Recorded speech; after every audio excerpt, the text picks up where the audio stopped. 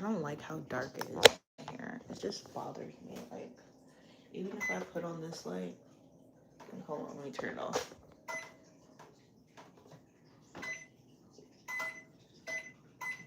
It does make a difference. It's like the slightest difference. I don't know. I tried to go to the pool, but it started raining. So then I decided to go play in the rain, and then I decided to go clean my kitchen because my kitchen looks like balls, bloody balls. Anyways, I don't know why I said that. There's something obvious about me, but this is nasty. This is just gross. Oh, I always do that. Like, there's this thing that I do that basically I'll show you.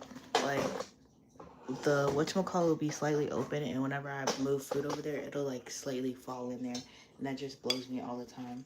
But I'm about to start cooking in a second, as soon as I get this kitchen slightly together. So I want to meal prep for the rest of the week.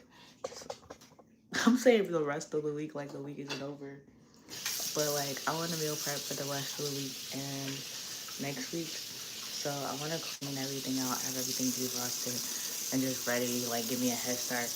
I feel like I start to buy foods. I feel like you start to buy foods when like Wednesday, Thursday hit. You're like, it's almost the weekend. Fuck that shit. Fuck that shit. So basically, I'm gonna meal prep today, have foods for the whole weekend in the beginning of next week, and then I could just start all over again. Thursday is like my Monday, and today is what, 30 minutes. So remind me that my class is in 30 minutes. Maybe I'll just get the kitchen clean and then start on other stuff. But I have a class in 30 minutes. Ugh.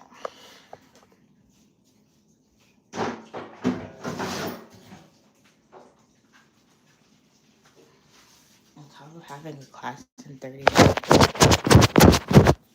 I'm just like overall,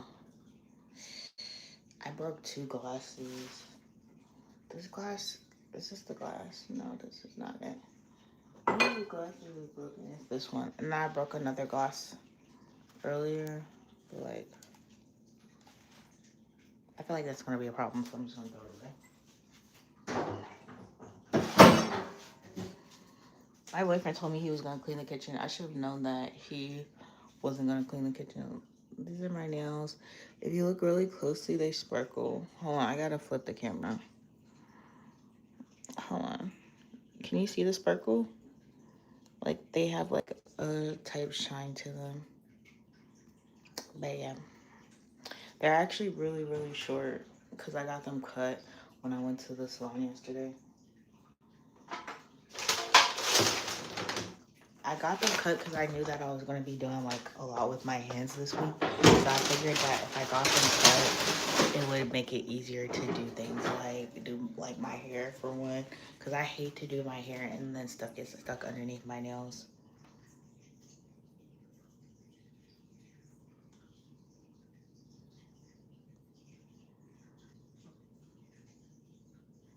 Anyways, I hate to get. I'm trying to read the comment and do stuff at the same time. But like, I also need to put all of these clean dishes back and then put the dirty dishes back out here. Why do you keep saying inappropriate stuff? I don't know why YouTube thinks what you're saying is inappropriate, but it does. So I have to like hide it.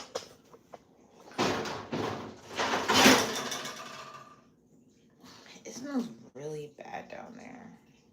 I think it's because of the eggs.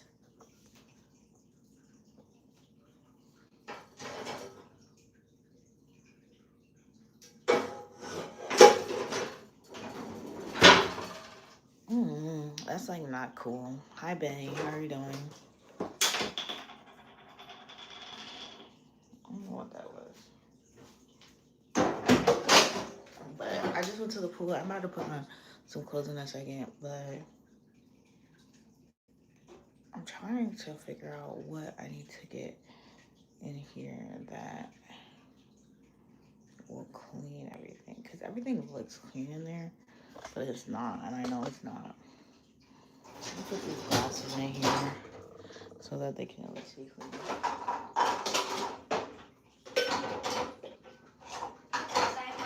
Hmm? This is an actual crazy poem. Here, you know what it's called? What is it called? Cabin Fever, I think. And you want me to read it? Go ahead. I've done the wash, I've swept the floor, I fed the cat, fixed the door. I've read great books and last week's news, and for the fourth time polished shoes. Seems like years since I've had fun. I look outside for signs of sun. I bite my nails, I crawl to the walls, I play lack of space, I pace the halls. My lover warned me of cabin fever, I did not believe her. That's crazy. Yeah, I was like... Can you throw this away? I'm trying to figure out why you keep saying please. Mom, can I help make the curry? I'm not making curry. I don't have the ingredients for curry. Oh. Can you go water the plants? Oh. Which ones? All of them. Put a little bit of water each. This one? Yes. Oh my God. Yes, Not that one. The plant. Oh. Sorry. I'm really hungry, but I don't know what to do. Why are you calling me sister? I'm not your sis. Let's see. Maybe I should make some oatmeal. Or maybe I should throw the oatmeal away. I don't really know. I actually really don't know. I know that I want to meal prep some stuff. I'm going to take out the ingredients that I need to use. I know I need some salmon. I'm trying to figure out why is ice cream just like wide open here. I'm fat, so I'm going to eat some.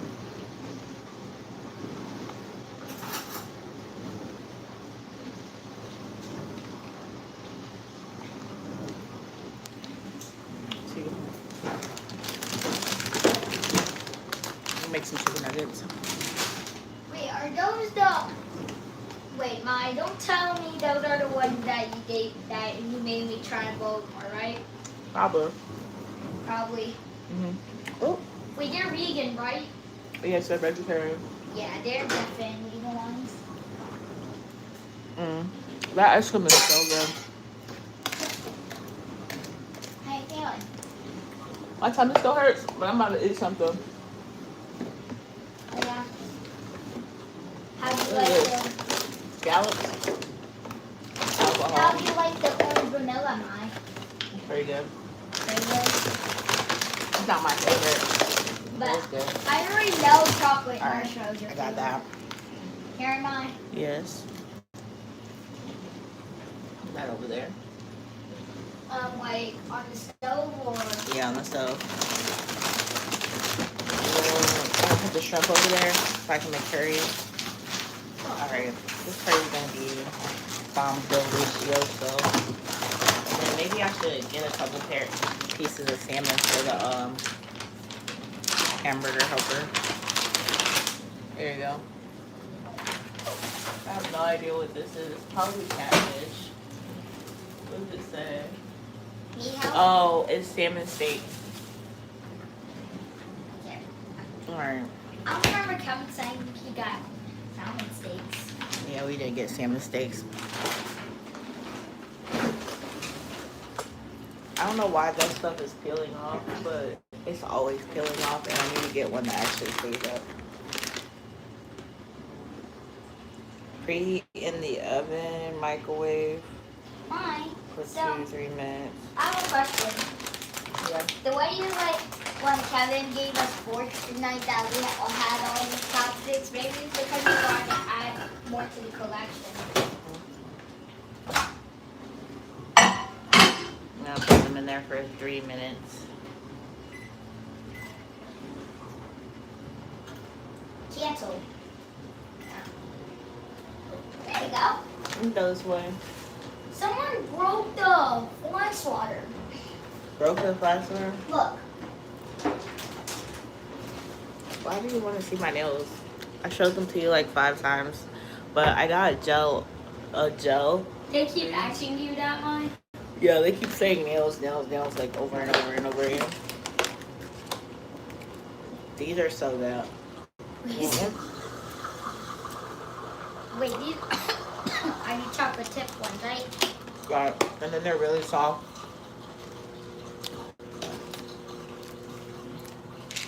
Yeah. That's good.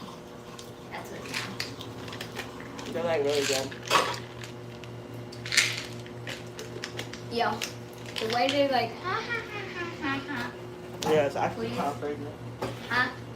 It's actually kind of crazy.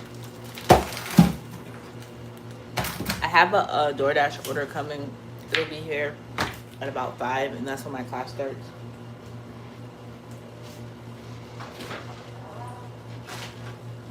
What are you reading? Huh? You're supposed to be reading.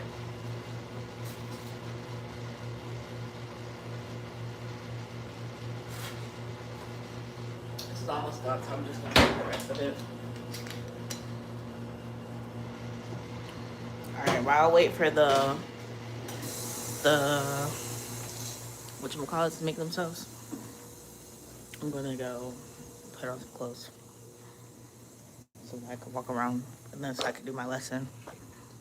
It's an hour lesson. So I guess you guys could join me.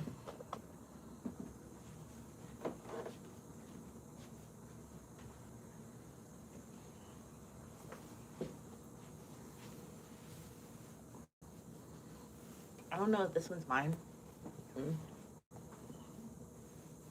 or my boyfriend's.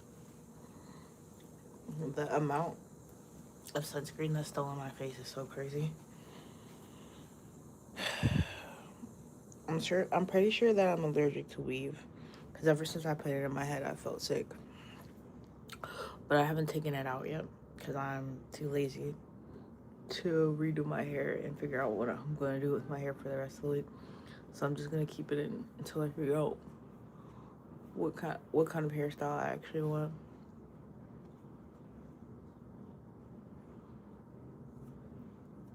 Honestly, I should take back the other pack of hair while I still have the chance. I'm trying to figure out if there's supposed to be something that's like hypoallergenic. Maybe if I use that hair, I won't get sick. Because, like, it's a hyperallergenic. So, it should be good. And the antibacterial. And I don't feel like I felt sick when I had those braids in. The microwave just went off.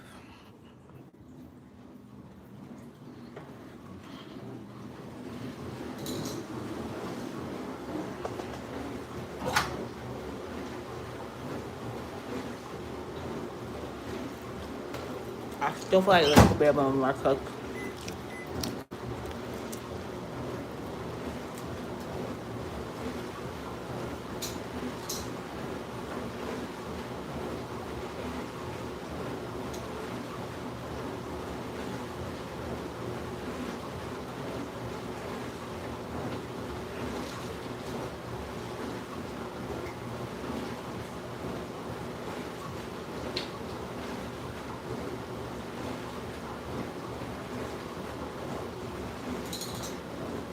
Apparently, I got flagged on YouTube for doing something. I'm always doing something.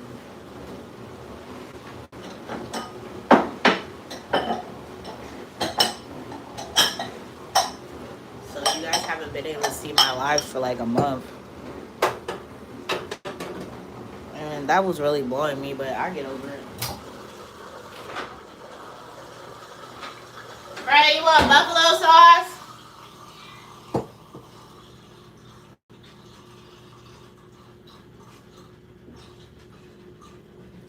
Thanks for scaring me. You want 5 or 4? 5. Yeah, but it was really blowing me that none of my videos was showing, and then I had to figure out why my videos aren't showing, and I realized that my videos aren't showing because I have a warning for watching TV with y'all. Here you go, Freya. I know y'all see her in the background doing that. I'm just practicing playing tennis. What's wrong, Mom? Practicing playing tennis with no racket is crazy. No, I'm talking about pretend practice. What will we do? Tennis. But yeah, so I plan on getting some consistency back up, I guess, even though my consistency was like alright to maintain. So today we'll be going live for like 2 hours. It's like already been what, 15 minutes, and then when I do my class, that'll be an hour. And then altogether, I really missed you guys. So Oh my goodness. Mine. what? I'm making like the sour face. Altogether, I really missed you guys. Oh, are you watching Winx Club? This is a new Winx Club. This is not the original Winx Club. No, that's the real one. No, it's not. Look down. Go downward. That other one looks like flat cartoon. Yeah, that's how the real Winx Club is supposed to look. This is the Winx Club. Wait, let me see. They have like fake Winx Club on here. This is the real Winx Club. Oh. This is fake. Because it's new. 2025. You see when this came out? 2017. That was when I was born. Uh-huh. When was I? How was I born? I can't believe you. I feel like the original Winx should be even older than that. Let's see if it's on Disney Plus. Disney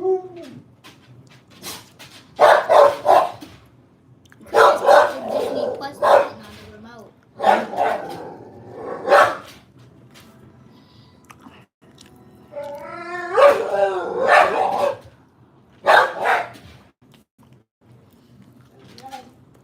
Yeah, like this is just so crazy how they got Toy Story 5 in now. That's so good. It's so crazy how they got Zootopia 2. Oh yeah. I already watched half of Zootopia 2.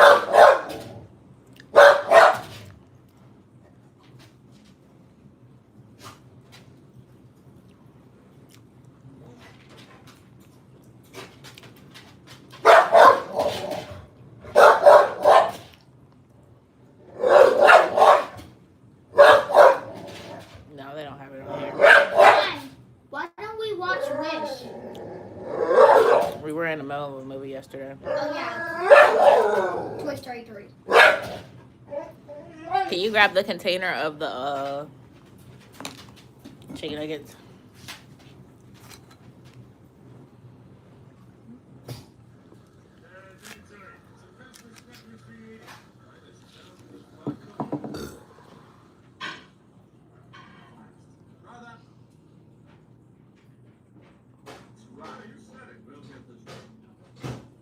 Toy Story is actually so crazy. Because the fact that they have a Toy Story 5. Yeah, they got all the electronics. Well, how many electronics are in Toy Story 5? Mm-hmm.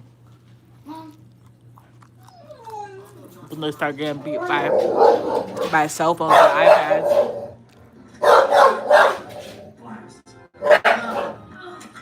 It's locked.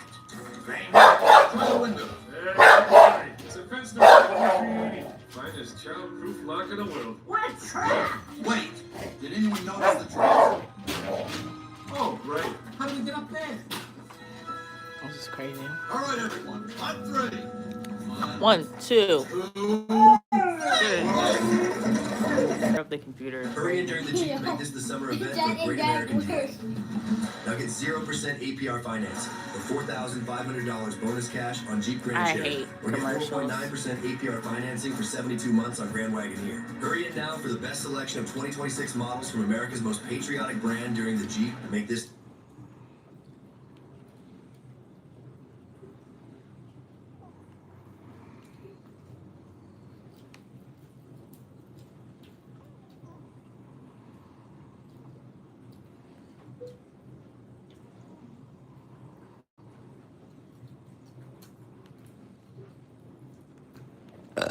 Excuse me. That was my phone.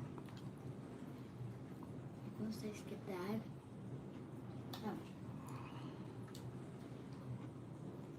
This the summer event. Or during the Jeep Make This the Summer event. Get $4,500. Alright. I gotta start getting ready for studying. Dang, where's my laptop?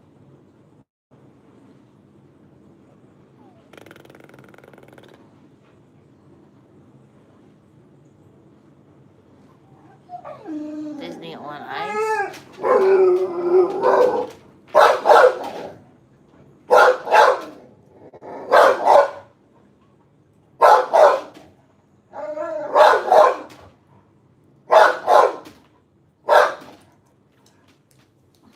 I gotta find my laptop, y'all.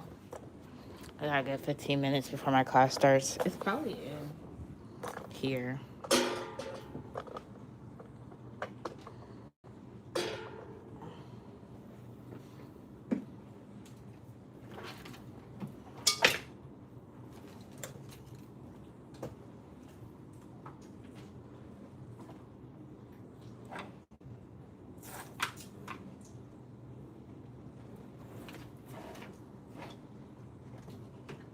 Oh, That's about to be over, mine. turn it back up. Alright, bro.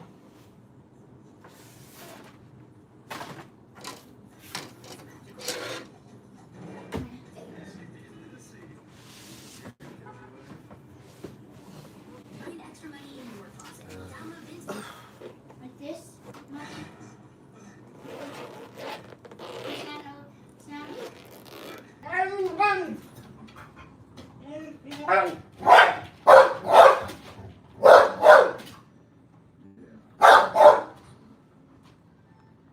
Yo.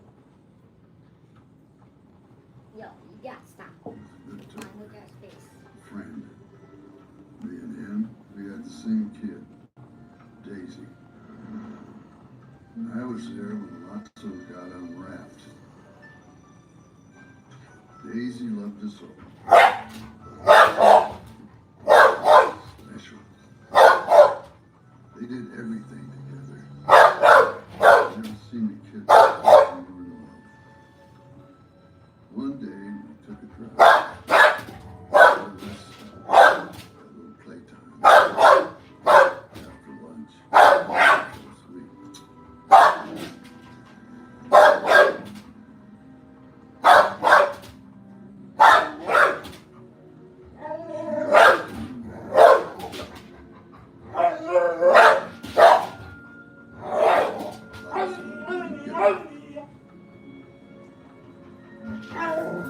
It took forever, but we finally made it back to Daisy's.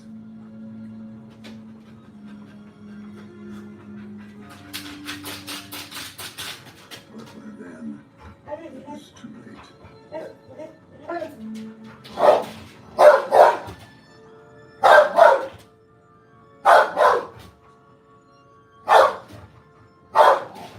Something changed inside Lotso. Something snapped. She replaced us. Come on. Didn't she replace you? She replaced all of us. Didn't she? She don't love you no more. Now come on. He was actually salty because she didn't love him no more. We were lost. Cast off. Unloved. Unwanted.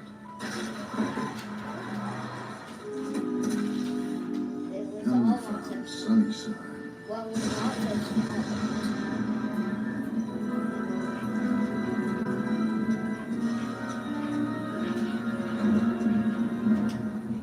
But Lotso wasn't my friend anymore.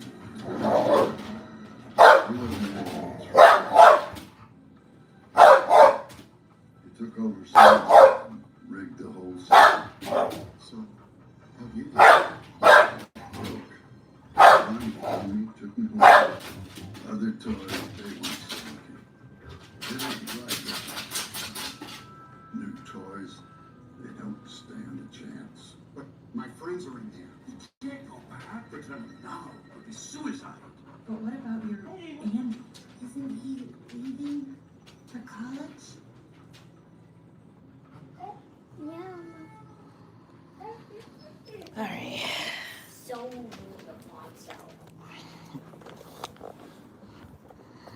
I gotta get my computer ready. So mad at Lotso, mine. Yeah, he's the bad bear.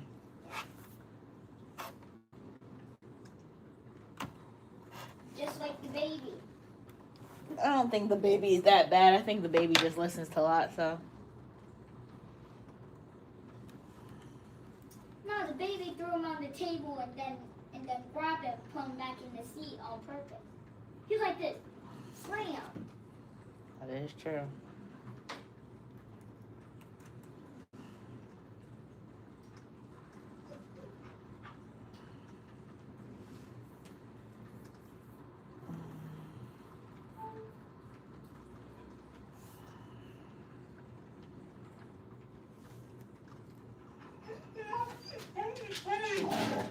Yes, I know. What was I sad, mine? Yeah.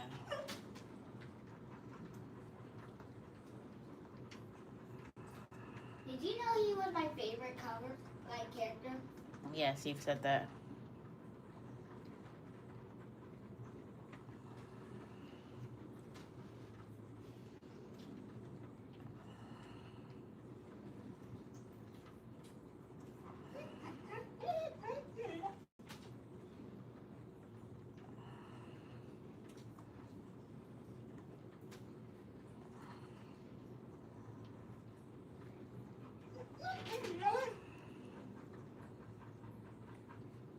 You don't have the last nugget, mine.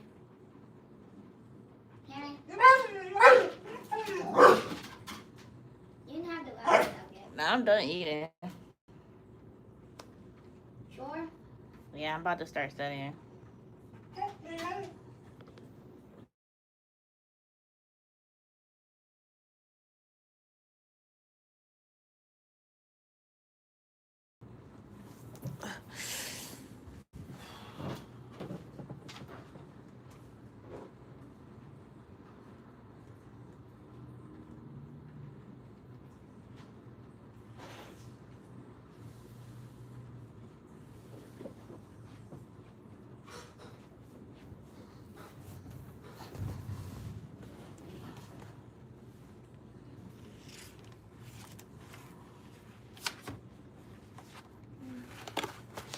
That was actually so rude of Lotso.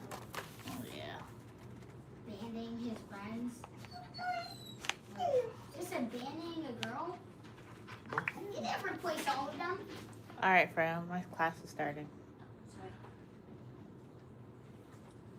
Hello, are you able to hear me? Yeah, you hear me? Yes. Good. Hello, nice to meet you. Nice to meet you. Am I there? Yeah. Yes, I'm sorry. Give me 1 second. no worries, no worries.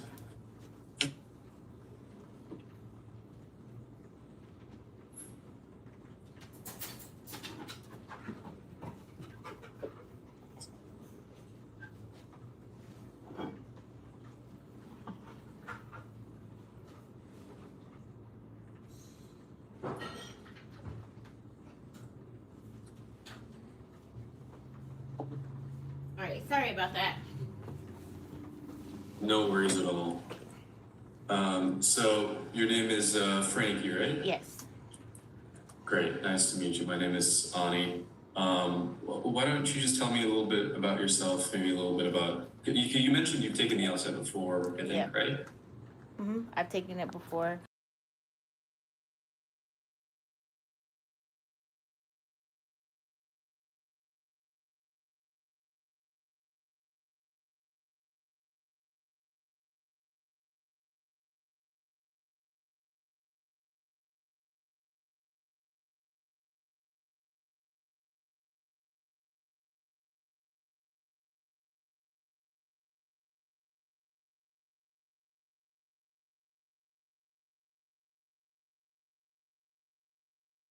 One 140, when did you take the test where you got a 145? About a year ago, I took the test and I got a 145, and like the year before that, a 140. Okay, so you've been in the LSAT game for a bit, and you Yeah. haven't taken the test like in the last year. No. Okay, so do you know if you've like improved since then? Like, have you taken PTs and stuff, and you feel like you've gotten better since last year, I haven't recently taken any practice tests. I think the last practice test I probably took might have been in like December, so it's been a while since I've taken a practice test. or have you been studying consistently during that whole time, or kind of been in the background? Kind of been inconsistently. Freya, Yomi has your Okay. dog. And are you like looking to apply this year? Like, do you have like a target test date in mind or something? Closer to next year, so like 2027, year of 2027, I'm looking to apply. Okay, so you have Yeah. plenty of time, Yeah. basically. Nah, you're not Okay. getting on it. What strategies have you used in the past to study? Like, what's been your approach? I did like one of the Kaplan classes, and I guess stop yelling. And I guess that's what helped me get to the 145. But I expected like to be a little bit better because like when I was taking the class, like my practice tests in the class were pretty good, but then when I got to like the actual test, it didn't seem like it improved a lot. What was your highest score in your practice test in the class? Like 165. Okay. So, I mean, those practice tests are like real, presumably, right? So, what that seems to me like is that you may struggle less on content than you think, and more on like execution, right? So, usually, what happens a lot with a lot of different students is they'll do really well in practice tests and in their own studying time, but when they go to actually take the test and they're in that environment, right? They're like in a real proctored exam setting, their scores take a massive hit because it's an unfamiliar environment and there's a lot of pressure on them, right? Because now they know it's for real. And so it's like not necessarily a reflection of how good they are at the LSAT. It's more of a reflection of how well they execute under pressure. I don't know if that makes sense. Yeah. So if you have like your latest score is a latest official score is a 145, you may be significantly stronger than 145, but you're just not like at the level of execution, if that makes sense. Yeah, that makes sense. Do you know, so like what I wanted to understand from the question I just asked, which is how you study, is like, what's your understanding of the LSAT, right? So you have the LR section, the RC section. Is there a section that you feel like you're better at or worse at, or like where do you think you're struggling? I think I'm better at the reading comp. Like I think I'm significantly better at the reading comp than the other section. I feel like I think I'm better at the LR section, but I know that I'm better at reading comp because like sometimes I feel like I struggle more with I think I'm trying to figure out if it was like assumptions or exactly what it was. I'd have to like relook at my notes because like I went last time when I took the practice test on the actual website. I tried to see like which like whether it was like flaws or assumptions or which ones I was struggling more with. Yeah. So let me just give you some recommendations right now of like what you should do. First, if you haven't taken a practice test in a while, like you said since December, so like almost 8 months now, I'd highly recommend taking a practice test sometime soon in the next week, just to get like a general sense of where you think you're at. Because that will give us a lot of room to work with in terms of what we should prioritize when you're studying, right? If we're working on old information, maybe some things that you understood really well last year may not be so familiar to you right now, or maybe you might have improved in ways that you don't even notice. You might be better at some things now than you were last year, right? So we just want to get a good baseline of kind of where you're at.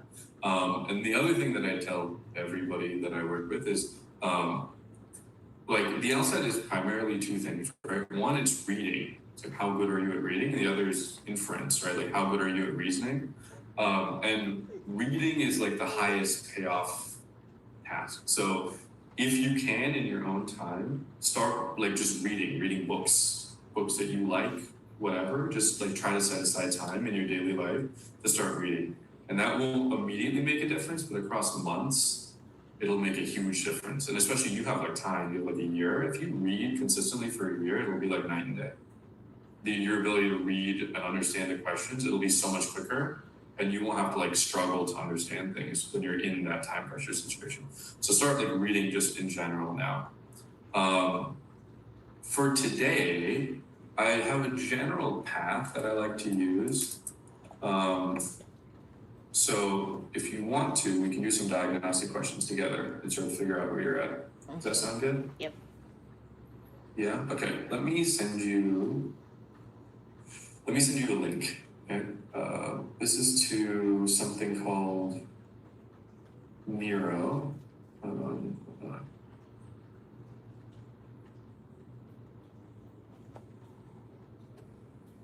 Is there a chat in here? Yeah. It's like right under the video. Oh yeah. Here is the Miro board. Tell me if you can access that. Okay. I just clicked on it. It's like loading. Yeah, it takes a little bit of time to load. I have to sign in with Gmail. Give me a second.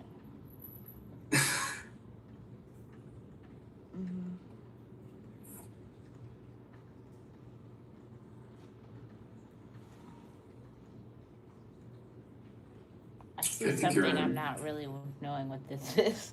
It looks really small. Is it supposed to be so small? You can like zoom in and out if you have like a trackpad. So you can see like it's sort of like an arbitrarily large canvas, but there's like rows sort of, right? Just go to the top row. It says diagnostic questions. Okay, give me a second. You see that? I'm trying to zoom into it. Give me a second. Yeah, I see diagnostic I questions. can also share my screen if you want. That might also help. Okay.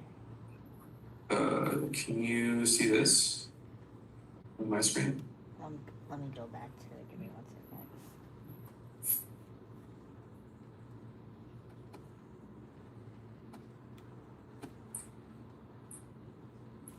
Yes. Okay. So, in fact, it kind of doesn't matter because it's not like you're going to be writing out the questions anyways. So we can just do it off of my screen. Okay. If it's easier that way, I can like control. Okay. But yeah. So again, you've been studying for a while. You've taken practice tests. You're familiar with what a question looks like, right? Are you familiar with like the terminology that we typically use to refer to different parts of the question, like STEM, stimulus? Somewhat, not all of it. Okay, so it's I mean, if you've heard of it before, the part of the question that's like the actual question, right? So this part is called the stem. The paragraph that's given in like an LR question is called the stimulus. So this part's called the stimulus, and then obviously these are the answer choices.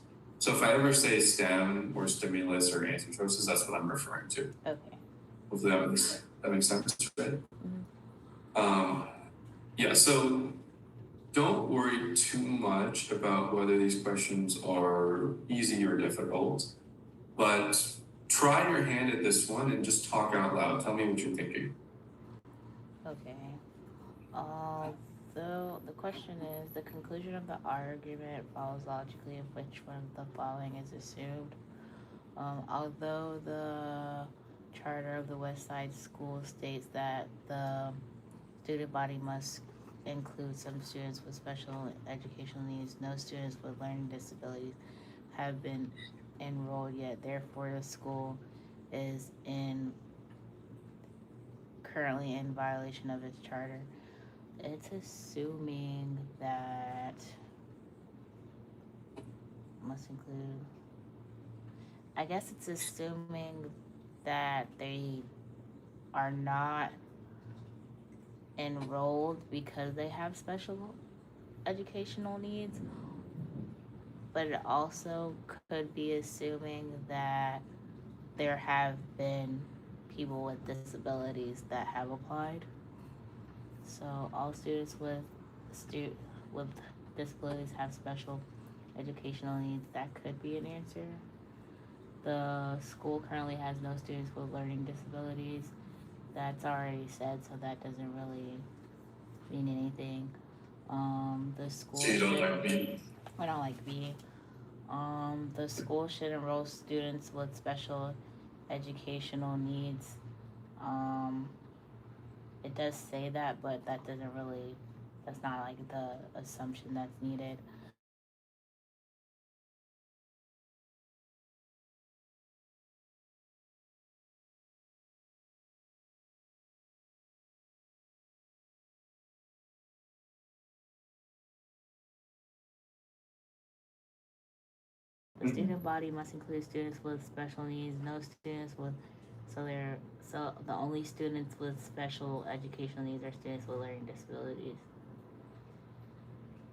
All students with learning disabilities have special educational needs. I don't know which one I like more. Hold on. Mm.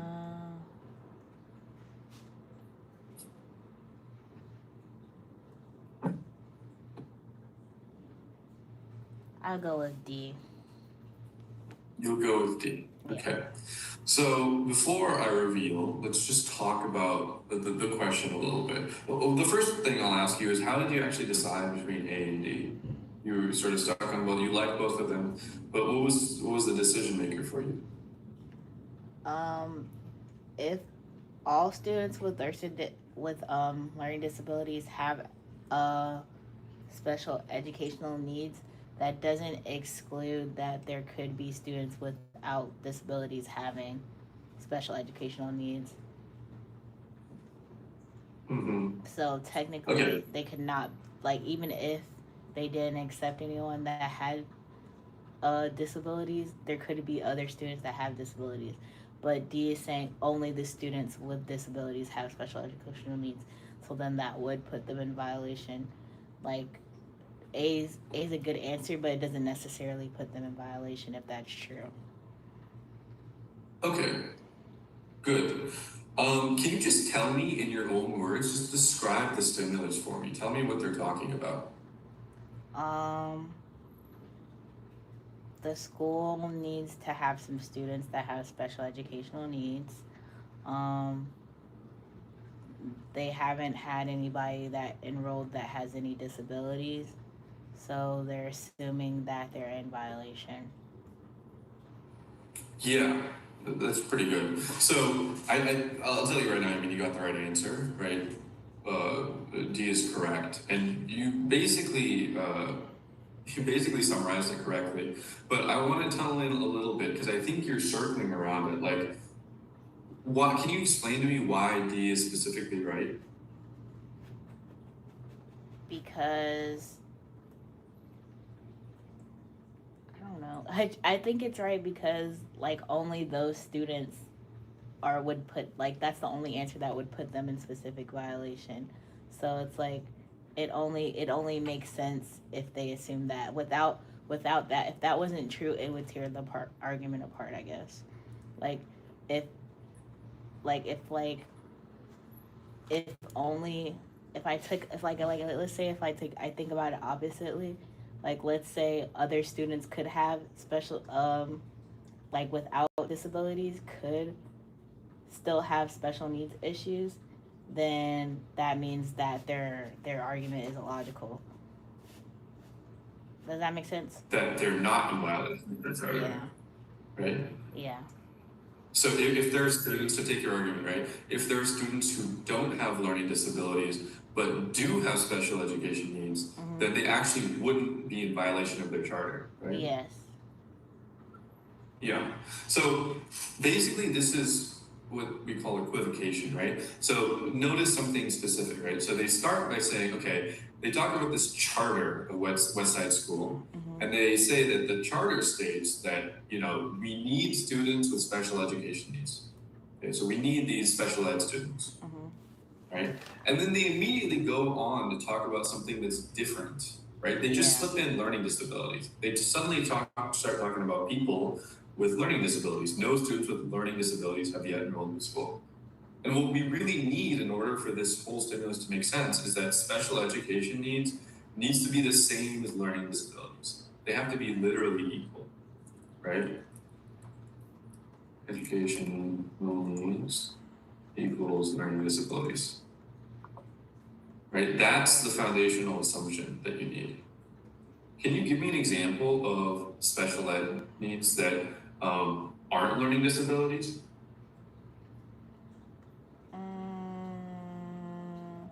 Maybe like anxiety. I don't know. I I would, would give anxiety. yeah, Go ahead. like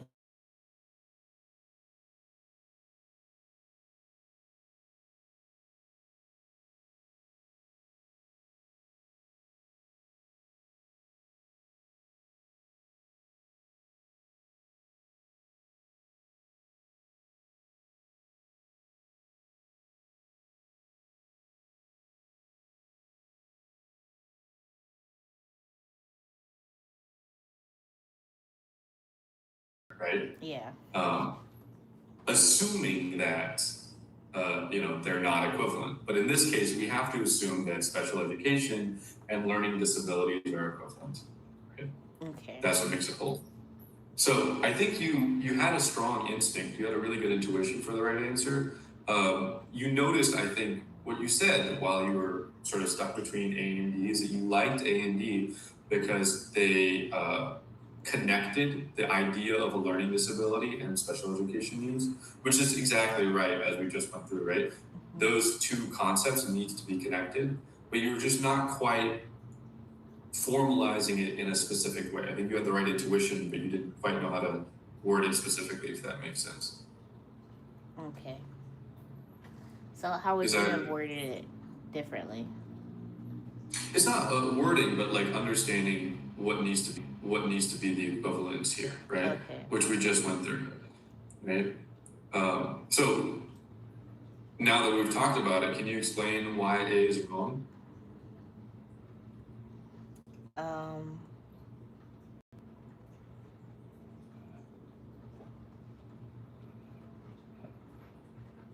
because it doesn't really make learning disabilities have the same equal needs as special needs. Sorry, say it again. It doesn't really make learning disabilities and special needs have like equality, I guess. Well, that's the assumption that's needed, right? So you're basically just saying like A is not D. But let's assume that A is true as well, right? Let's assume we assume this. Why does that not necessarily make the stimulus still valid? Because if A was true, it wouldn't put them in violation. Well, if D is true, they wouldn't be in violation either, right? That's the whole point. We're saying the conclusion of the argument follows logically. So, uh, No, wait, wait, because wait, wait. Okay. because the Oh, I conclusion see what you're is saying. they're in Sorry, go ahead. violation. So the conclusion is that that would put them in violation. So if A is true, it would be tricky, but it wouldn't necessarily be a violation. D would make it would put them in violation. Yeah, so what would be tricky about it specifically? So if all if all students with learning disabilities have special education needs, that doesn't mean that all special educational needs have learning disabilities. So there could still be other people that have special educational needs that don't have learning disabilities. Yeah, exactly right. Good. So I think you have a strong understanding of this question, actually. So let's try something else. Let me choose the best one out of these five. Okay, let's do this one. Let's just do the second one. Same thing. Just talk out loud while you're thinking of this question. If if if all of the philosopher's statements are true, each of the following could be true except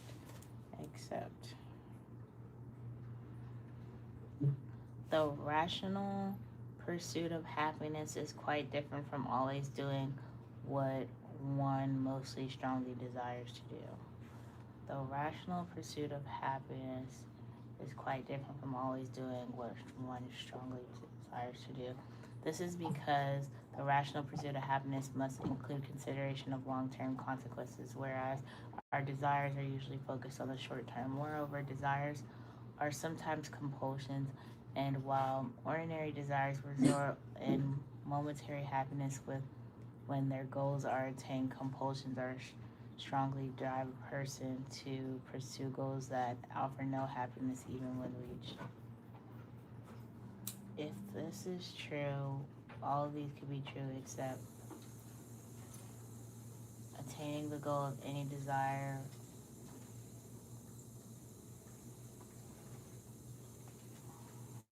Most people do not pursue happiness rationally. Most people want more than their own personal happiness. All actions have long-term um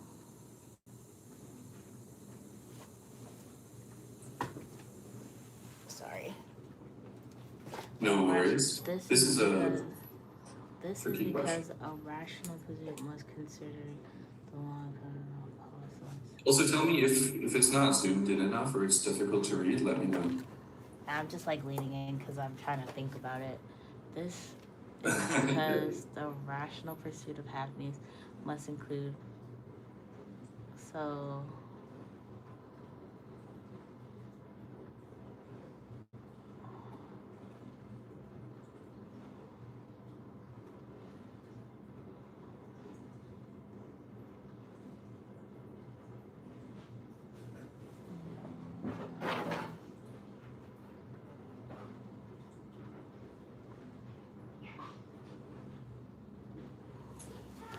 uh maybe D.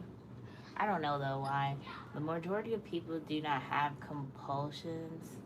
It says sometimes they have compulsions, so that's like just agreeing with the answer.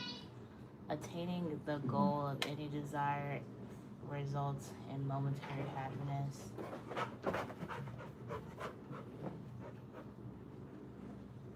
Yeah, that doesn't. I feel like that agrees with it. Most people do not pursue rational happiness rationally. I feel like it's D. All actions have long-term consequences, but it says that this is because the rational pursuit of happiness must include the consideration of long-term consequences. It could be D or E, but it doesn't say anything about D, so that's why I want to say D. Okay, so let's start with E. All actions have long-term consequences. Could that be true?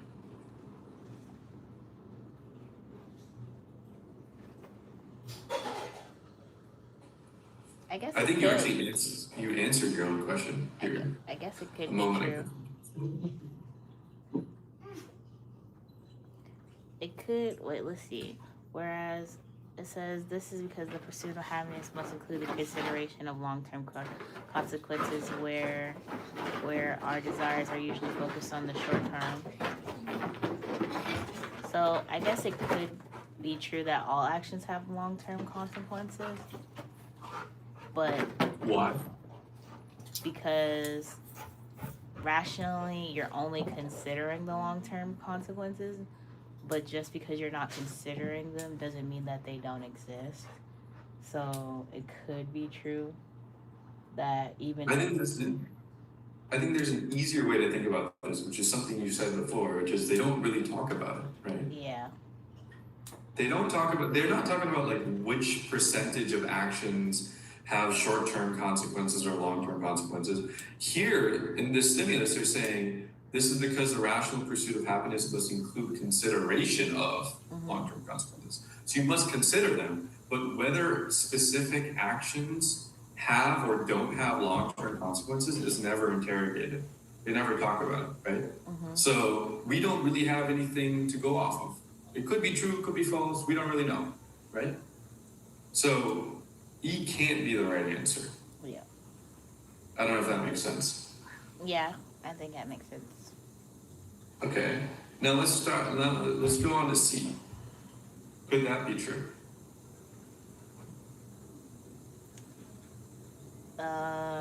It could be true, but Why?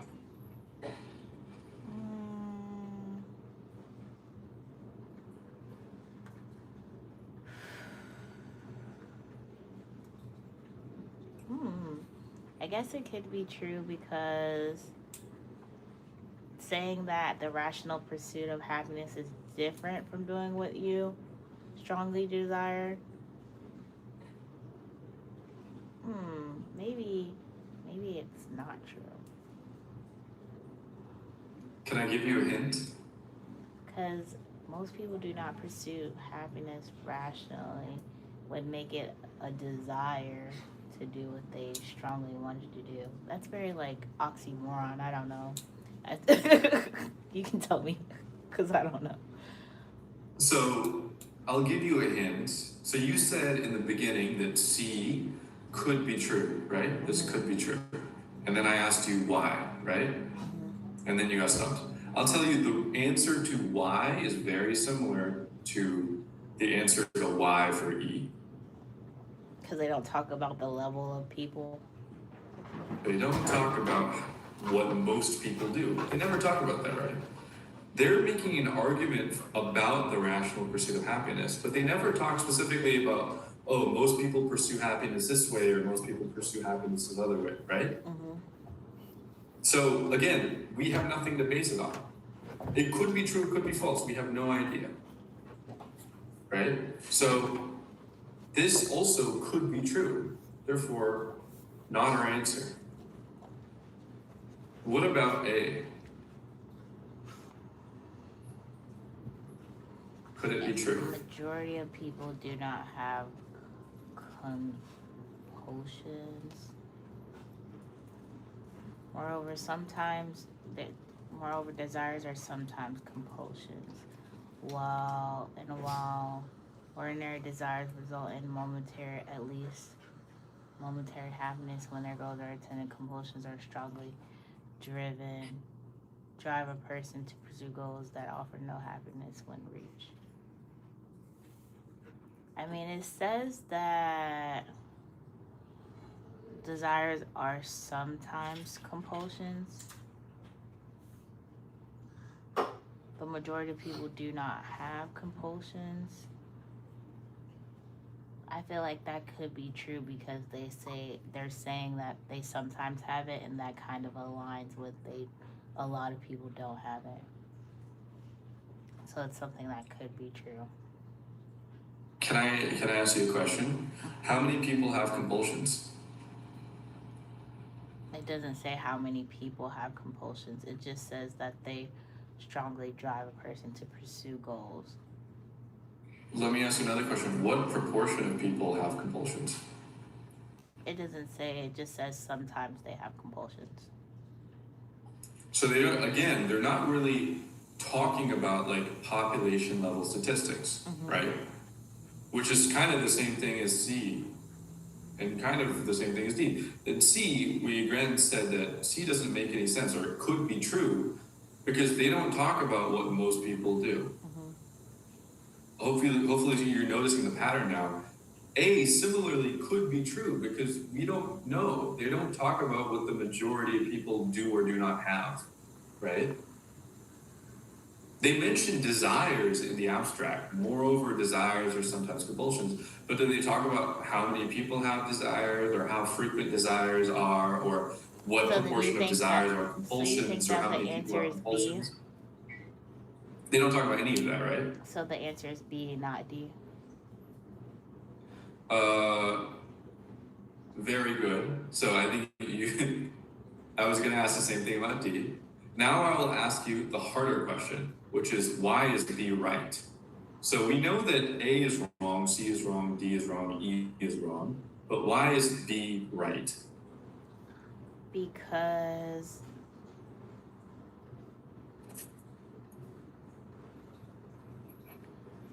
the pursuit of a rational happiness does give you some type of happiness and desires, and then trying to attain your desires also gives you happiness.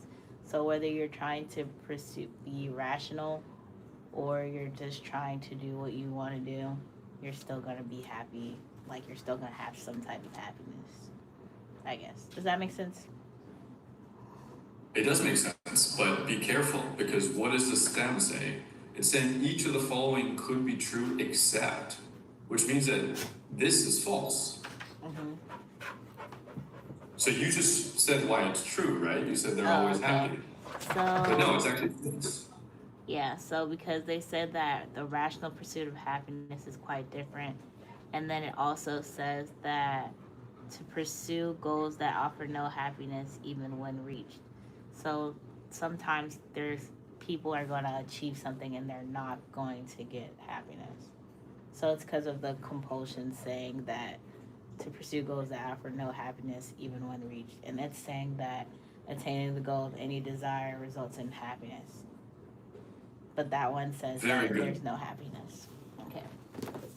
Exactly. So here it's all in this sort of like second half kind of last sentence, right? So they talk about this is exactly what you said, but they said desires are sometimes compulsions.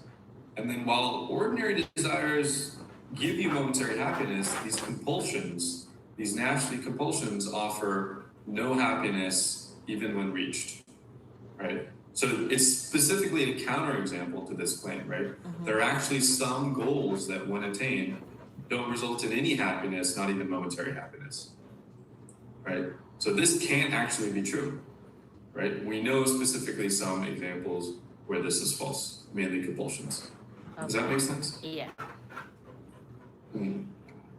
So this one's a little bit trickier, right, than the first one. Mm-hmm. But one thing I want you to really take away from this is the process that we did in the beginning, right? You have to strongly consider what is the stimulus actually talking about, Yeah. right?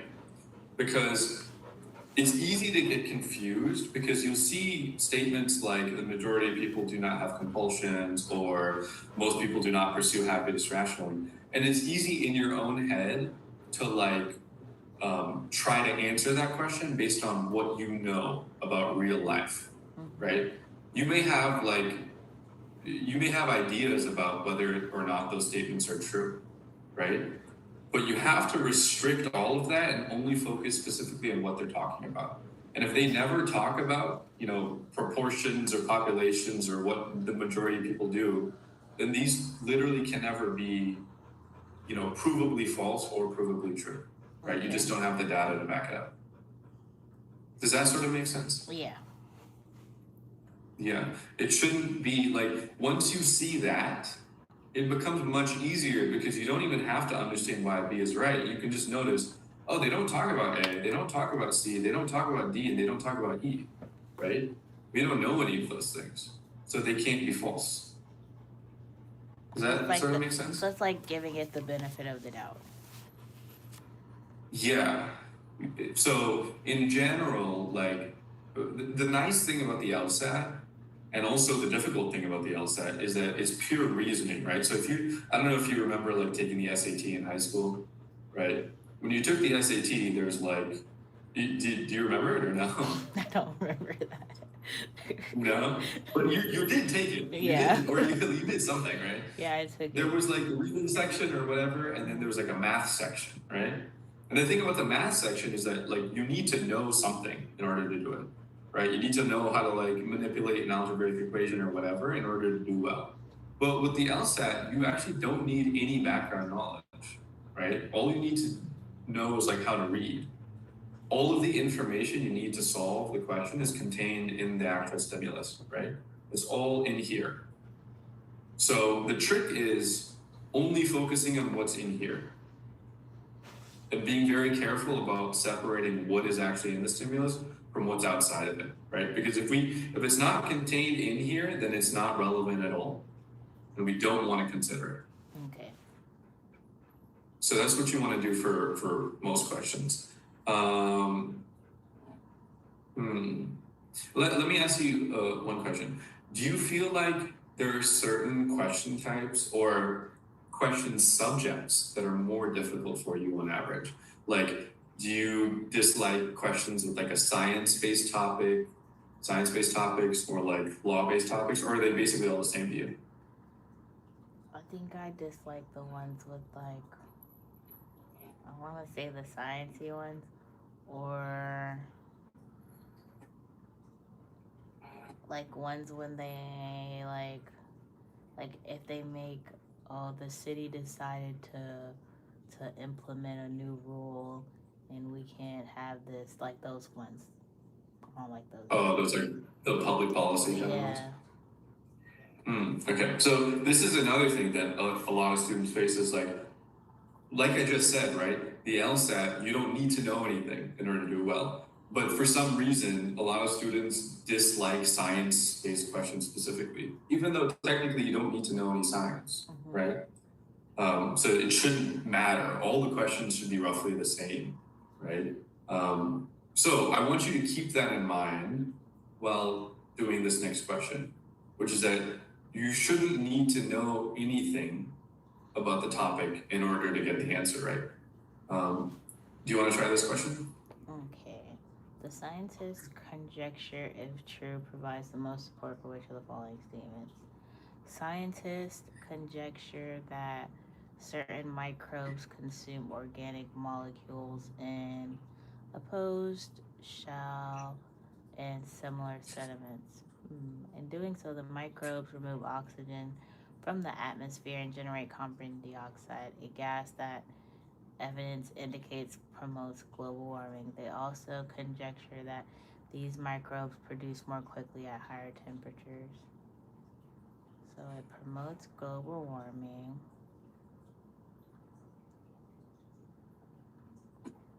And it also generates carbon dioxide.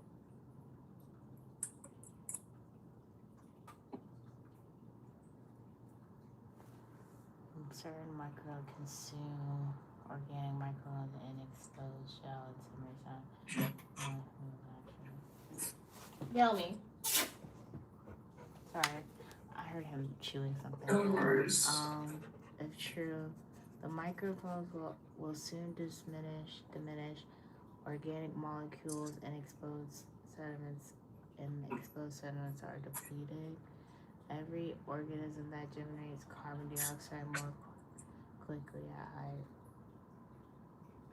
No, that doesn't make sense. If global warming occurs, it will be exacerbated by the activity of the micro. The microbes do not really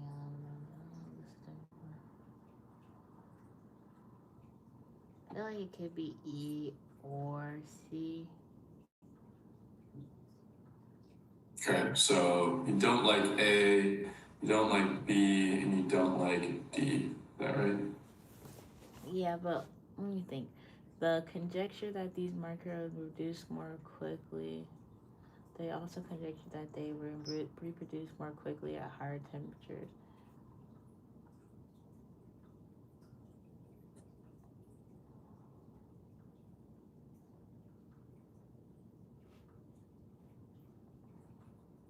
I guess it could be A, but I don't know why I didn't like A. I guess because I wanted to see an answer that had something to do with global warming as well. Okay, let me ask you this question. Can you describe the stimulus in your own words? Tell me what they're talking about. Pretend like I don't understand it at all, and you have to explain it to me.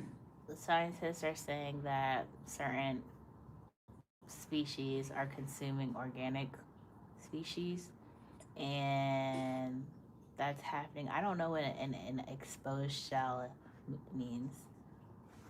That's the only problem. Exposed shale and similar sediments. That's just like the environment, Okay, right? so So like you could think of it like in the dirt. okay, in doing so, so basically, when they do this, they basically take oxygen away and create more carbon dioxide, and because of that, it's like making it warmer. And then they're saying that once it gets warmer, it's also making them reproduce more fastly. So basically, I think the microbes are just trying to repopulate. Uh, so you were spot on until the very last sentence. You put him in his cage. Sorry. Okay. And so yeah, basically that Yeah, come on. they're basically repopulating them. So the last part was that I said was them trying to repopulate themselves faster.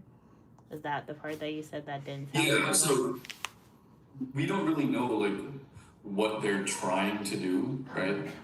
We just know that, so you were right. So they're consuming some molecules, and when they do that, that promotes global warming, right? It makes things warmer. And then also, when it's warmer, the microbes reproduce more often, right? So it's this chain. That all of that is absolutely correct, which is what you said. And that is a good summary.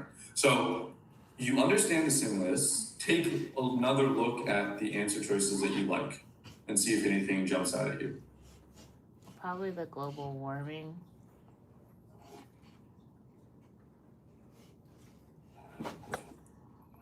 But I guess it could be E because if a portion of it could be a lot of the carbon dioxide are being produced by the microbes since they develop more quickly and they also generate carbon dioxide and they also get rid of other molecules. So that could be correct. It could support that. I guess we don't really know if global warming occurs, it will be exaggerated because it doesn't talk about that. But it does say that evidence promotes global warming. So I don't know. I think it's C or E. So you think it's series, you don't like A. Mm-mm. Okay. So you said E could be right, right? Because they sort of, these microbes, they produce carbon dioxide, right? We know that. And so that might support the idea that a lot of carbon dioxide in Earth's atmosphere is produced by these microbes, right? Mm-hmm. Is that kind of what you're saying? Yeah. Okay. So what if there are only 2 microbes? If there's only 2 microbes, then that would mean that most of it is coming from that microbe because that microbe creates carbon dioxide. So if there's only 2 microbes, would E be true? Yeah. It would be true Mm-hmm. if there were 2 microbes. This is a trick question. Do you have a rough understanding of what a microbe is? It's like an organism, like a small organism. Yeah. Mm-hmm. Small organism. That's all you need. That's exactly right. So if there were 2 small organisms, you think that they would contribute to most of the carbon dioxide on Earth? Oh, that's what you're trying to say? Nah. Because there's Probably not. there's like other things that could contribute to it. So then it is C. If global warming occurs, it will be exacerbated. Or you think it's a completely different answer than either C or E? So we'll get there. But let's just stay on E for right now, right? So the example that I was giving you, right, is a very extreme example. Obviously, there are more than 2 microbes on Earth. Mm-hmm. But if we limit the amount of microbes, right, they don't talk about how many microbes there are, right? They just talk about the activity of microbes, right? So microbes do these things. They consume organic molecules. They remove oxygen. They generate carbon dioxide. And they reproduce faster when it's warmer. That's what we know. We know nothing about population size, right? We also don't know how much oxygen is removed from the atmosphere or how much carbon dioxide is generated. And if you'll remember in the question that we just did, remember what was the main point? is that we don't assume things that aren't in the stimulus, right? So then it's probably D. No, not D. But do you understand why E is wrong? Because it doesn't say the amount. Yeah, I mean, you could make it as simple as that, as they don't talk about it.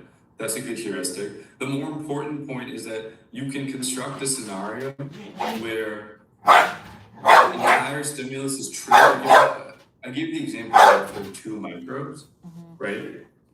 This stimulus would still be true, even if it were true. Right? Nothing in this stimulus contradicts a small number of microbes, but E would be false for sure. Right? So E is wrong for multiple reasons. The easiest one is that they just don't talk about it, which again you should remember as a general rule. But then also, like, we can construct a world where the stimulus is correct, but this E is wrong. So now let's look at C, which is your other answer that you really liked. Tell me what you think about that. In doing so, the microbes remove oxygen from the atmosphere that can generate carbon dioxide, a gas that evidence indicates promotes global warming. If global warming occurs, it'll be exacerbated by the activity of the microbes. So, because they also discuss that the microbes reproduce more quickly at higher temperatures, and it also promotes global warming. So, if it did occur, then the microbes could make it worse, because then they would be more frequent. Very good. I think you're getting the point now, right? Which is, if global warming happens, what does the stimulus say? It says the microbes will reproduce more, right? Global warming happened, that means higher temperatures happen, which means that they reproduce faster, which means there's more microbes that are now removing oxygen and generating carbon dioxide, which causes global warming. So it's a feedback loop. Yeah. Right? It warms, then these microbes reproduce more, and they contribute to global warming. So now there's more microbes that are contributing to global warming, which causes the temperature to rise even further, and then causes more reproduction, et cetera, et cetera. So C is the right answer. C is the right answer. Notably, you said that they didn't really talk about C in the stimulus, which is interesting. That's because I forgot about the global warming part where it says promotes global warming. Yeah, so you're kind of right. So in a sense, they didn't talk about C specifically, but this is what we call an inference, right?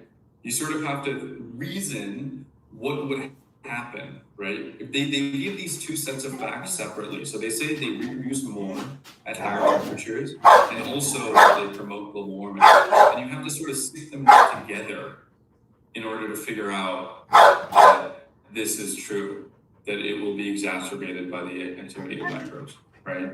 This is it's literally just like reasoning, right? You have to think one step beyond what the stimulus is directly saying. It's about what the stimulus is implying. I don't know if that makes sense. Yeah, that makes sense. Yeah. So I think what's interesting and what's sort of being revealed over these questions is that you have a fairly strong intuition, right? So one thing that I've noticed is that in all of these questions, you have not eliminated the right answer early,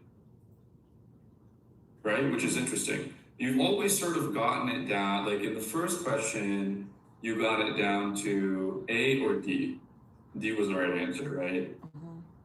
And the second question, you were a little bit more unsure, but you didn't dislike B.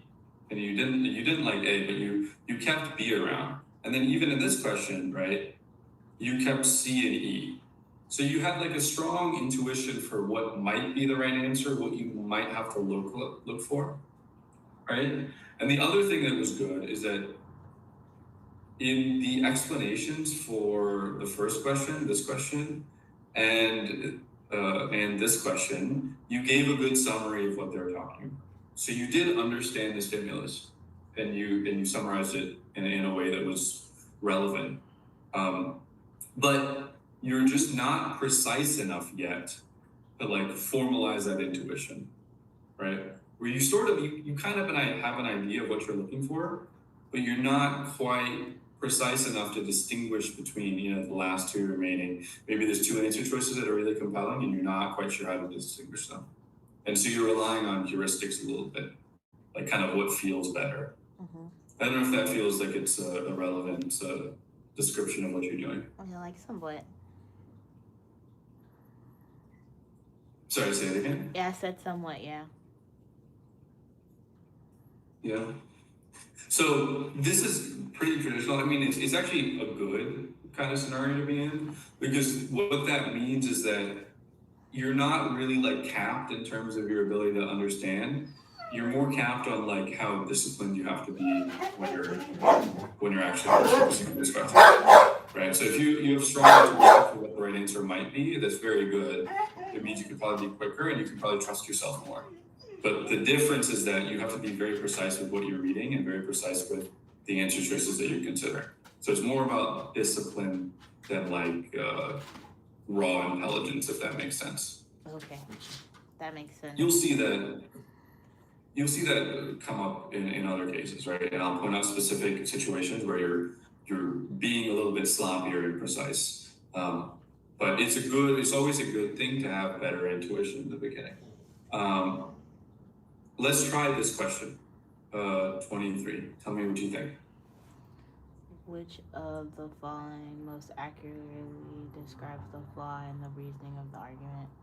Only computer scientists understand the architecture of personal computers.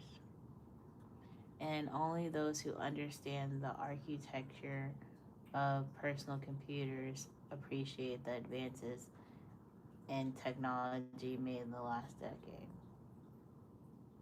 Only computer scientists understand the architecture of personal computers, and only those who understand the architecture of computers can appreciate the effects that it's made in the last decade. It follows that only those who appreciate these advances are computer scientists.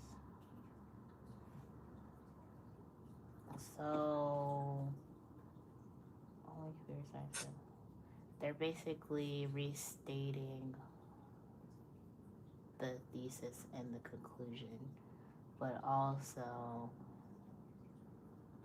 it doesn't leave room to think that other people who are not computer scientists might also appreciate things.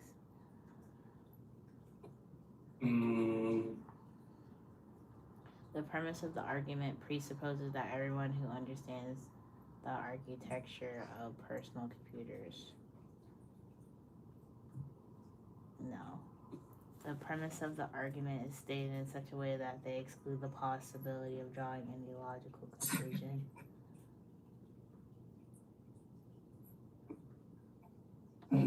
That's possible. The argument contains no stated or implied relationship between computer scientists and those who appreciate. Am I thinking? No. The argument ignores the fact that some computer scientists may not appreciate the advances made in the last decade. That's possible. The argument ignores the fact that computer scientists may appreciate other things in the last decade.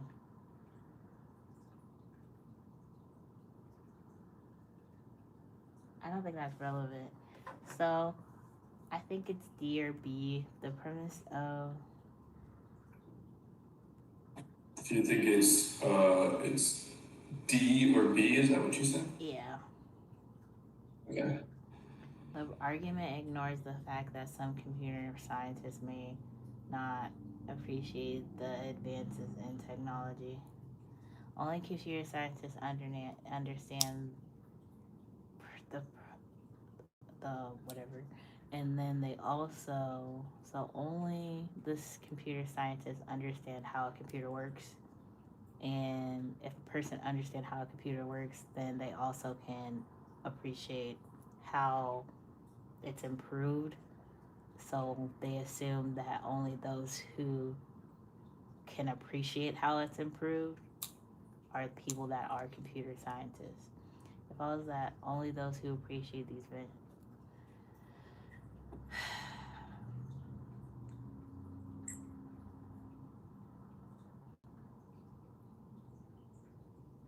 don't like this argument. Um, I guess it's a little confusing, but It is very confusing. I agree.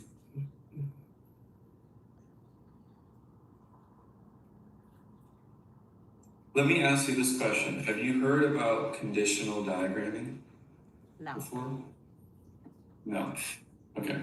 So there are, do you know what a conditional statement is? Yeah, like it's only true by necessary conditions. Yeah, so a conditional statement is something of the form, if X, then Y, Mm-hmm. right? Or you can write it more formally, X implies,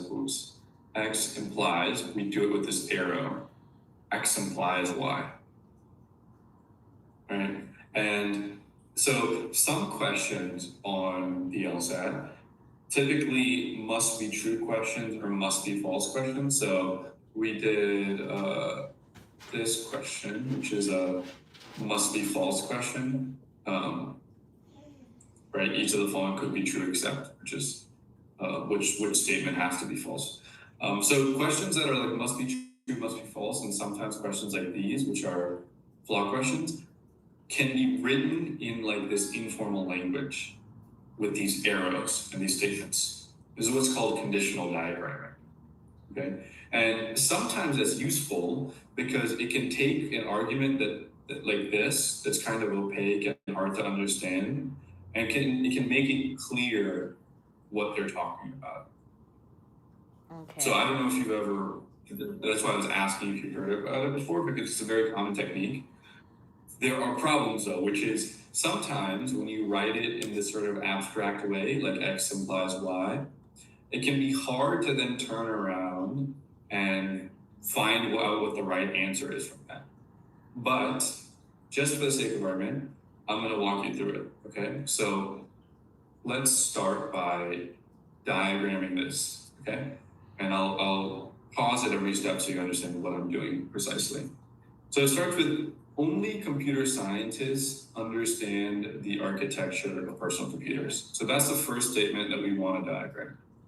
Only computer scientists understand the architecture of personal computers. Okay, so we're going to start by listing two variables. So there are people who understand the architecture. And just for shorthand, I'm just going to write UA, okay? So when I write out UA, I'm talking about people who understand the architecture of personal computers, okay? And then there are computer scientists, right? So computer scientists. So I'm just going to say that's CS, okay? So how do we diagram this first statement? Only computer scientists understand the architecture of personal computers. So What that really means, sorry, go ahead, do you have an answer? so it would be like CS equals UA or something. So not quite. Basically, let me ask you this question, right? If you are based only on what I've underlined, so I've underlined this like first half of the sentence, based only on that, if you are a computer scientist, does that mean you understand the architecture of personal computers? Based on that sentence, yes. Be careful. This is tricky. I'll ask it again. Based only on the part of the sentence is underlined, does that mean that if you are a computer scientist, you understand the architecture of personal computers?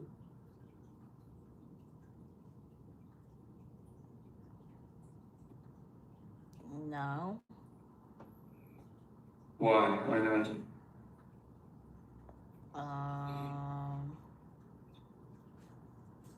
Because it doesn't say that the architecture of personal computers is understood by all computer scientists. Good. Yeah. I mean, that's kind of the idea. So let me actually write out the statement, right? So how do we diagram the statement? We say UA implies CS. And again, UA stands for people who understand the architecture, and CS stands for computer scientists, right? So why is that the case? Well, it says only computer scientists understand this thing, right? Which means that if you're not a computer scientist, you definitely don't understand the architecture of personal computers, right? Hopefully that should be clear. If they're saying only computer scientists understand it, if you're not a computer scientist, then you definitely don't understand it, right? Does that make sense? Yes. Okay. But like you said, they don't say that all computer scientists understand it. They just say that if you do understand it, you have to be a computer scientist because nobody who isn't a computer scientist understands it, right? So if we have somebody who understands the architecture of personal computers, we know that they're a computer scientist. Yeah. Because only computer scientists understand it, right? And that's what UA implies CS means, right? If you understand the architecture, that implies that you are a computer scientist. And that's why we diagram it this way and have the arrow drawn. Notably, the opposite is not true. This is not true based on stimulus. Why is this not true?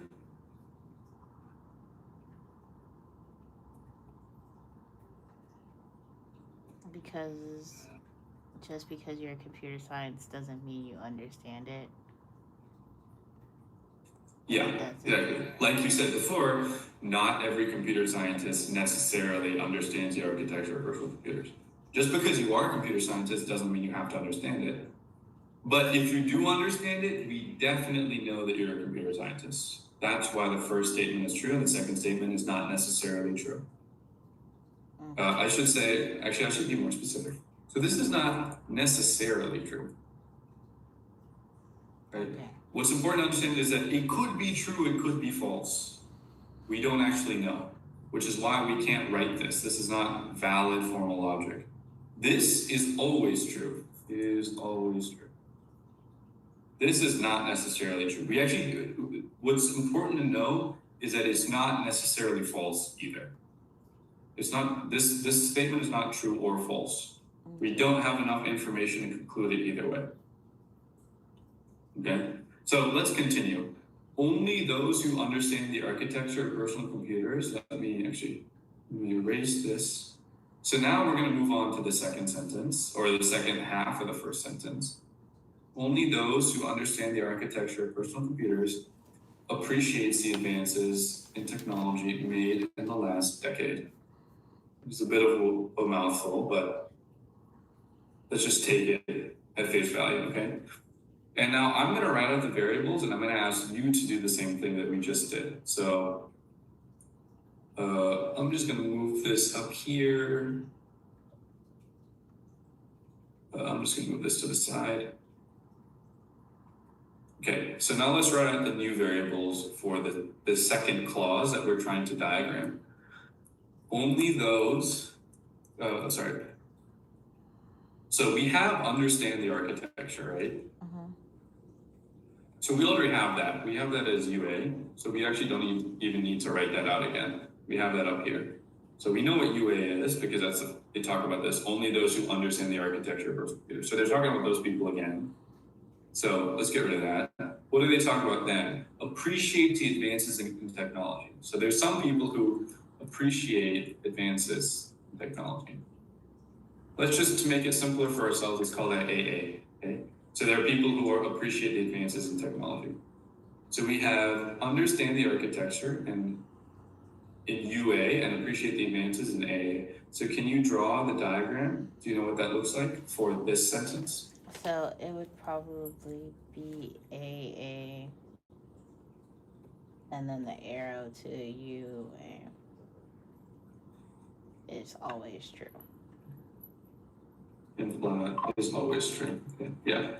So tell me why that what you chose. Because understanding, having appreciation would lead to you understanding, but just because you understand it may not mean that you appreciate it. Very good, right? It's basically the same thing as the first half of the sentence, but they're just talking about a different subject, right? Which is, they say only those who understand the architecture appreciate the advances of the technology. So, if you appreciate the advances in technology, you definitely understand the architecture, right? So that's why if you appreciate the advances, you definitely understand the architecture. But just because you understand the architecture doesn't mean that you appreciate the advances, right? Yeah. You could understand the architecture and then totally not appreciate the advances in the technology. Okay, so you're absolutely right. AA implies UA is correct. Now, I will bring this statement, which we know is true, over here, and notice something. What do you notice about this? Which part? This composite. I just sort of move these next to each other. What do you notice about this? Okay. Yeah, so UAA leads to UA and UA leads to CS. Um, but AA and CS are not connected.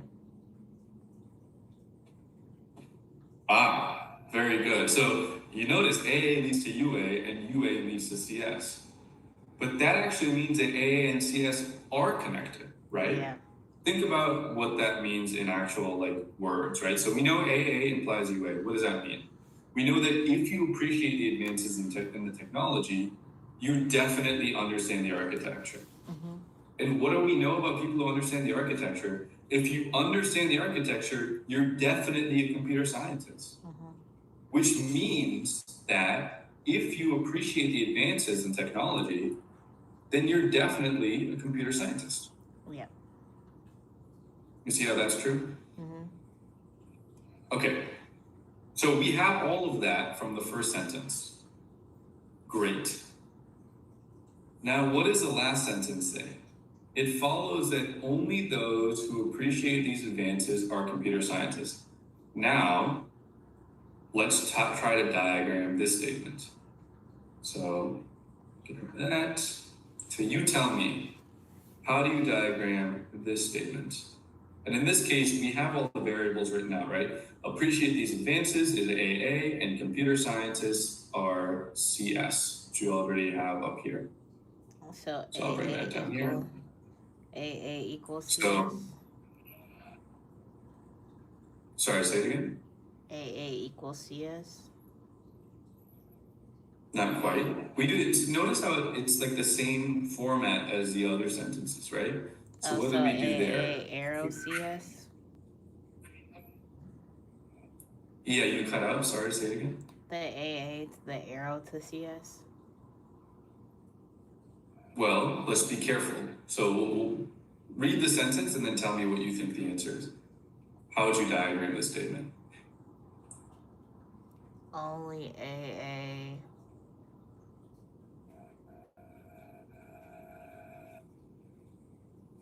leads to CS. So when we look at the first clause that we looked at, only computer scientists understand the architecture of personal computers. What did the diagram look like there? It was UA implies CS, right? So the second implies the first.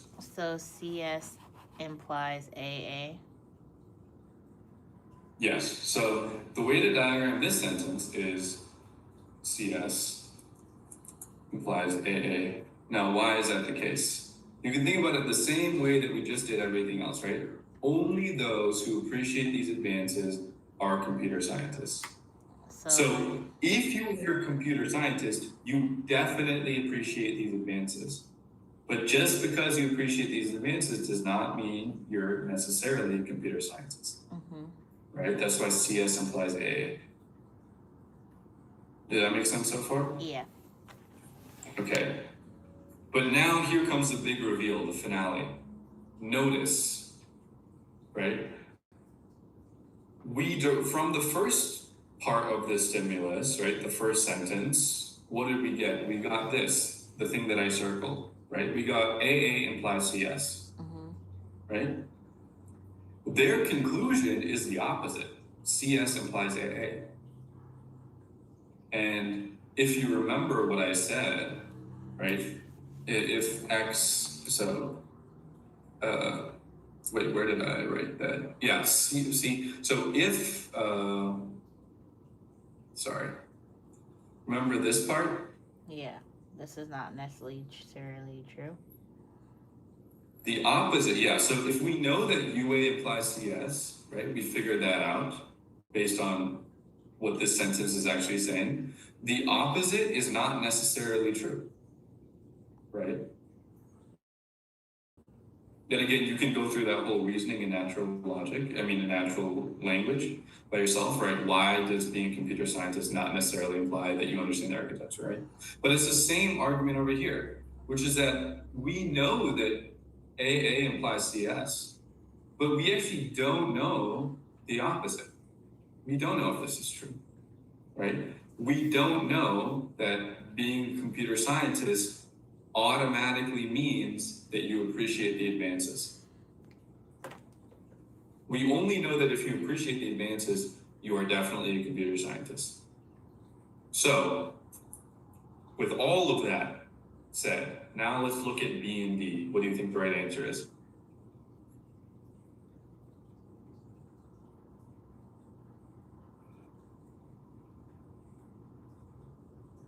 B.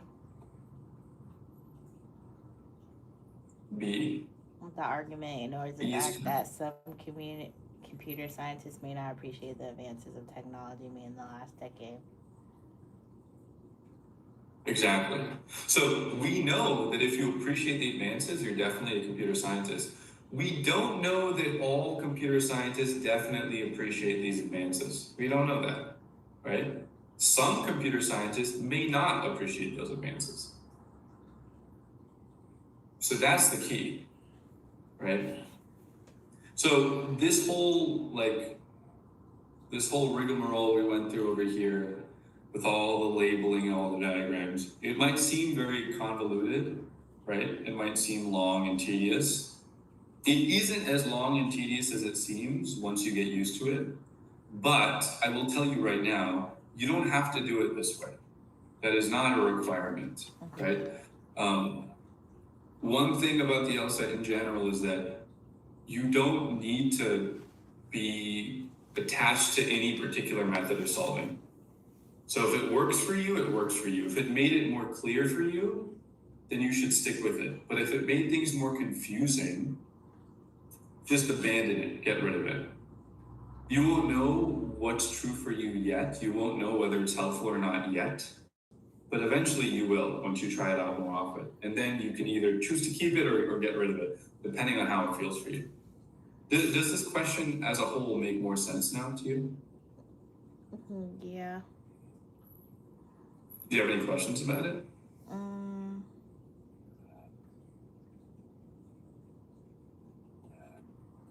No, not really. Not really? You think you understand how we got to this point?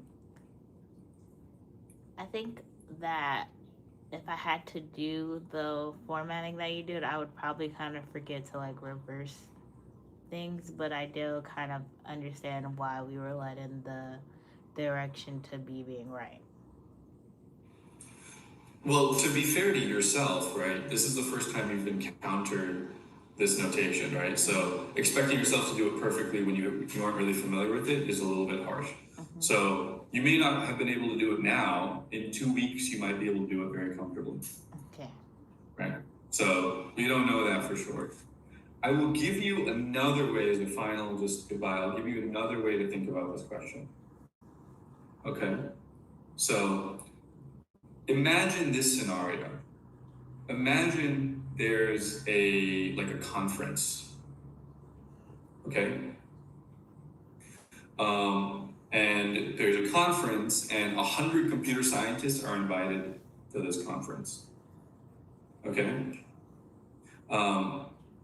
And they all, because they're computer scientists, they understand the architecture of personal computers, right? And because they understand the architecture of personal computers, they appreciate that they appreciate the advances. Oh wait, hold on. Sorry. The opposite way. 15. Yeah. Okay. Sorry. So let's say there's a conference and there's 100 computer scientists who get invited. Okay. And it's like a Steve Jobs type conference, right? Where somebody's unveiling an iPhone, right? Or some technical gizmo, right? And the reason why they're having this conference is because the only people who would be able to understand this product are computer scientists, right? So that's why they're having this conference. They're inviting a bunch of computer scientists to come look at this new piece of technology that's being created. Does that mean that all of the people who are at the conference like that piece of equipment or that new technology? No. But if you do like it, does it mean that you're definitely a computer scientist? Yeah, because you only invited computer scientists. Exactly. So only computer scientists are even there to see it in the first place. So we do know that if you do like it, you're definitely a computer scientist. But that doesn't mean that if you are a computer scientist, you have to like it. Maybe only half of the people like it, right? And that's actually exactly the distinction here. That is literally what this entire stimulus is talking about, right? Which is that if you do like it, right, if you appreciate the advances, we know you're a computer scientist because only computer scientists were invited. But that doesn't necessarily mean that just because you're a computer scientist, you have to like it. I don't know if that makes it more clear. Yeah, that makes sense. Yeah. So the only reason I say that is to just illustrate the fact that you can get to this answer B without doing this whole like formal notation kind of stuff, conditional diagramming. Okay. You don't have to use it, right? You can just think about it, you can reason about it. There are other ways, but this is just another tool in your tool belt. That's kind of my main point. I think that is enough questions for today. Okay. A little bit over time, but that's fine. And again, notice the same pattern, right? Like you narrowed it down to B and D, so you still had like the right answer was left over, but you just weren't quite sure about how to like formally articulate it. So we're seeing this pattern emerge over and over, which is you have a really strong intuition about what the right answer is, but you may not quite know how to be precise enough to defend the right one, if that makes sense. Yeah, that does make sense. Yeah. I kind of second guess my answers. You kind of say it again? I kind of second guess my answers. Yeah, second guess or hedge or other things. I'm sharing. So hopefully that all made sense to you. I'll repeat the same sort of thing that I told you before we started the diagnostic, which is take a practice test, full practice test, time conditions, all of it. Just set aside like 3 hours or something on the weekend or on a day that you have some time free to sort of get where your baseline is. Okay. That's gonna be super important, right? So we have a benchmark of where you want to go, right? And you might discover things, right? Maybe you're really good at certain question types, or maybe you need work in some other ones. We'll know all sorts of things from that. And then the other thing which helps with the discipline part and being precise is, again, just reading in your own time. Literally, like just go to the library and pick a book that you like. Although I recommend picking a book that's like sufficiently difficult for you based on what your own reading level is. So only you know that, right? Okay. But don't pick a book that's too easy for you. If you're reading like Clifford or something and it's just like, oh, I can get through this in 10 minutes, there's no point, right? So read a book that's like a good rule of thumb that I like to use is if you sometimes have to reread a page because you didn't quite catch what it was saying, you like read it and you didn't quite understand, you have to read it again. That's a good sign that it's sort of at a sufficient difficulty for you. Okay. So pick a book like that, pick something that you might enjoy and just start reading in your free time. Does that sort of seem reasonable? Yeah. Okay. Do you have any questions? Nope, not right now. Okay. Well, yeah, that's all I have for you today. If you have any, I can give you my number or my email. I'm not on Wisant very often. I'll be honest. Okay. So I might take a while to respond. I think I gave you my email before. You can reach out to me by email. I'm a lot more responsive there if you have questions. All right, great. But yeah, you can always reach out to me and I'll help you. All right. I'll make sure that I have your email. If I don't, I'll write you back like later on today, just in case I don't have it. But I think I have your email, and then you could just Yeah. send me your number as well. Yeah, so the email is just in the chat, so it should be there. But I can give you my, if you want my number, here's my number. I'll just put it in the chat just now. Okay, great. Thank you. Um, Let me write that Yeah. down. Oh, you put it in this chat because that's gonna disappear. Let me write it down. Give me a second. Alrighty. Two. All right.